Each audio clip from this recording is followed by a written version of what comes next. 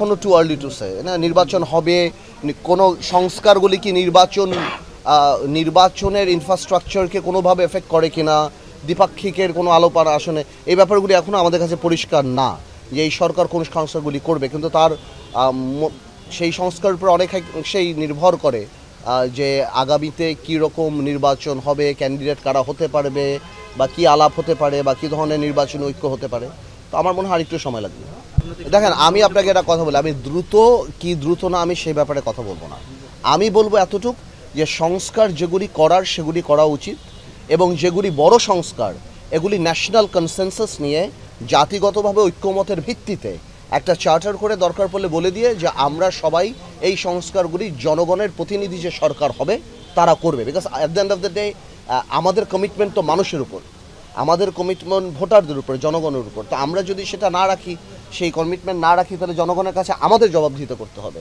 তো যেই সংস্কারগুলি যদি একমত হয় সবাই, যেটা করতে হয় তো একটু সময় সাপেক্ষ ব্যাপার, সেগুলি একটা ন্যাশনাল ইউনিটি করে বা ওরকম কমিশন করে আমরা করতে পারি এবং আমরা একটা ন্যাশনাল ডিক্লারেশন হতে পারে, এরকম অনেক কিছুই হতে পারে। বাট আমি মনে করি সংস্কারের কথা বলে আসলে এই এত বছর নির্বাচন হয় নাই, মানুষ তাকিয়ে আছে এবং জনপ্রতিনিধিত্বের একটা ব্যাপার আছে। আপনি দেখেন যারা হয়তো ঢাকা সিটিতে একজন ভদ্রলোক বা কয়বার ওয়ার্ড কমিশনারের কাছে যায় আমরা বলতে পারি না। এখানে আপনি তাকিয়ে দেখেন জনপ্রতিনিধিদের জন্য একটা মানুষের একটা আকাঙ্ক্ষা আছে, একটা ইউনিয়ন চেয়ারম্যান থেকে আরম্ভ করে মেম্বার থেকে আরম্ভ করে এমপি। তো আমার মনে হয় যে সেই জিনিসগুলি মাথায় রেখে নির্বাচনের দিকে চিন্তা করা উচিত। না, এটা তো আমি মনে করি যুক্তিসঙ্গত হবে, বাট আমি মনে করি যেটা আমি জানি না এটার ফরমেশনটা কি। যতখানি আমি ফরমেশন দেখেছিলাম আমার কাছে মনে হয় যে এই ফরমেশনটা ওনারা আনুপাতিক হারে, আমি যত দেখলাম আনুপাতিক হারে ওপরের যে চেম্বারটা থাকবে সেখানে নেবে। বাট আমি মনে করি আমার জায়গা থেকে আমি মনে করি বাংলাদেশের মেরুদণ্ড উন্নয়ন যদি আপনার করতে হয় তাহলে আপনার স্থানীয় সরকারকে করতে হবে।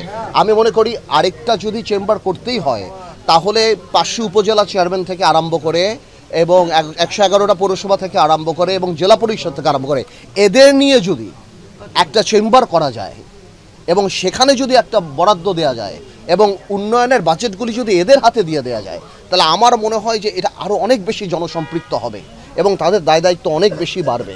কারণ আপনারা দেখেন উপজেলা চেয়ারম্যানদের বেসিক্যালি কোনো কাজই নেই বললেই চলে, শুধুমাত্র গম টবেগুলো। তাদের যদি একটা বাজেট দেওয়া হয় তাহলে আমার মনে হয় সাধারণ মানুষরা আরও অনেক বেশি উপকৃত হবে।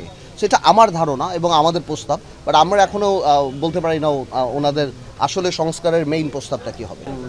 বেশ কয়েকটা গুরুত্বপূর্ণ ব্যাপারেই আলাপ হয়েছে দেখলাম আমরা। তো আমি যে কোনো ধরনের এই ধরনের আন্তর্জাতিক ক্ষেত্রে যে দ্বিপাক্ষিক আলোচনা আমি পজিটিভভাবেই দেখি।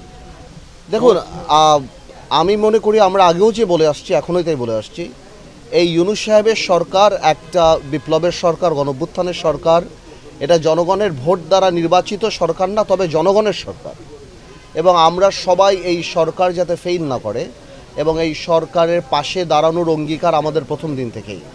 এবং আমরা প্রথম দিন থেকেই বলে আসছি যে সংস্কার প্রয়োজন, তবে বড় সংস্কারগুলি আমি মনে করি যাতে করে জনগণের প্রতিনিধি যারা তাদের মাধ্যমেই হয়। যে গ্লোবাল অ্যাসেট এবং উনি গ্লোবাল পার্সোনালিটি যে কয়জন আছেন ওনাদের মধ্যে উনি একজন সিগনিফিক্যান্ট মানুষ, মানে যত মানুষ আছেন।